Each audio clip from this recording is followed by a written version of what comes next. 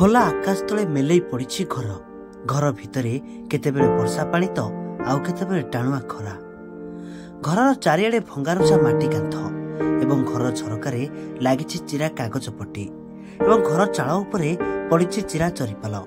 ଘରଟି ଘର ନୁହେଁ, ବରଂ ଏବେ ପାଲଟି ଯାଇଛି ସାପ ବେଙ୍ଗର ଆଡ୍ଡାସ୍ଥଳୀ, ଯାହାକି ଘରର କାନ୍ଥରେ ଝୁଲୁଥିବା ସାପ କାତିରୁ ସ୍ପଷ୍ଟ ବାରି ହୋଇ ପଡୁଛି।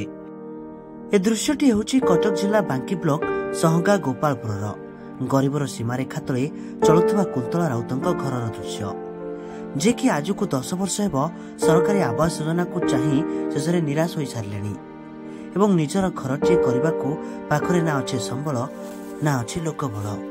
କେବଳ ଭାଗ୍ୟକୁ ଦୋଷ ଦେଇ ପଡ଼ି ରହିଛନ୍ତି ପରର ଦୟାରେ ମିଳିଥିବା ଭଙ୍ଗା କୁଡ଼ିଆରେ।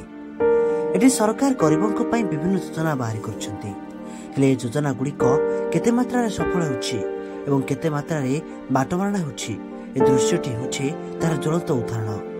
ଏଠି ପ୍ରଶାସନ ଓ ସରକାର ଦୁହିଁଙ୍କ ପଛଘୁଞ୍ଚା ଦେଖିବାକୁ ମିଳିଛି, ଯାହାଫଳରେ ସରକାରଙ୍କ ଯୋଜନା ଏବେ ଉପହାସ ପାଲଟିଛି।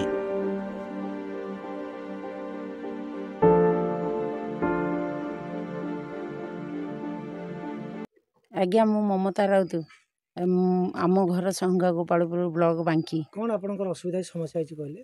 आज्ञा घर माने घर नथिबारु आमे अन्य घरे मागिकी रहिजु, हेले 10 वर्ष होला घर भांगिलुनी। जहाकू आमे कहूचु से आमको घर दौनी।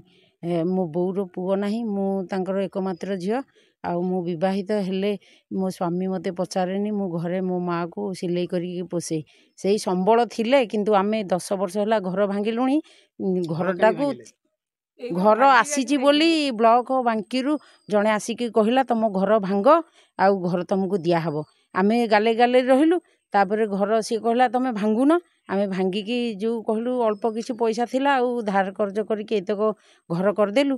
आउ जाइकी जेतेले पंचायत को गलु से कहले पैसा नाही। सरपंच भी सेया कहला कहला तमर घर आसीने। एबे काहाको अभियोग करथिले घर पे? एबे जो पंचायत मीटिंग होउची एमएलए आसुची हेइतरे लेखिकी दरखास्त देइथिलु। आउ कोन तन्ने सरपंच को कहिसथि? हां आज्ञा सरपंच कोन कहले? सरपंच कहला घर तो आसुनी, ऑनलाइन रे आसुची, तेणु करी आम हाथ रे किछि नाही। आ कहिबो जदी आजबेस्ट 2-4 खंड किणिकी दे देबी, तमे ता ऊपर पकई दो, सेया कहितला। आपनक घर न आजबेस्ट किणी पकेबे कि? से कहला हेंदे पकईकी रहि जाय था, एते असुविधा रे जदी रहउछ हेया कहितला। तापरे जो स्कूल घर जो तांकर हेठे सब ये कले हेथुरु आजबेस्ट बाहर थिला जे डाकी थिला, कहला नै जा आसिकी। आमे कहलु एटा पर घरे आमे काहे पकईबु। सरकार कौन निवेदन करिवे आपण? आमको गोटे घर दियंतु बोली। आ मो ना कुंतला राउत, आम गाँ सहंगा गोपालपुर। कौन आपनकर असुविधा मा आइजी? हमर घर द्वार नाही आज्ञा। मो स्वामी बहुत मागी मागी मरले, 11 मसीह चली गले। हे दिन मु भी मागुची मते घर पखते आसी चाइदेलेनी। 11 मसीह 3 थर से 42 थला मु देजी ताको। 42 पर सरपंच होला 2 थर जाक अनेक रहिली। मते कहला घर भांग। सी जानिबे को ससुरंग ना, सी ताको ना विजय राउत। सी आ घर आज जाय देलेनी। ए हेलानी 9-10 वर्ष लाई घर भांगे की भंगा कुड़िया मु पड़ीची। मते आज पर्यंत भी घर पकड़ देलेनी। मोर स्वामी ना के पुओ ना। केता काहाको आपण जणाई छथि? केते काहाको जणाई जे एति सरपंच को बहुत थर जणाई जे। बीएलसी हेतला ताको जणाई जे, से कहि तम आसीनी। जेते बेले जेबे ना एगुडा को एबर जे पकैछन 2 वर्ष तक।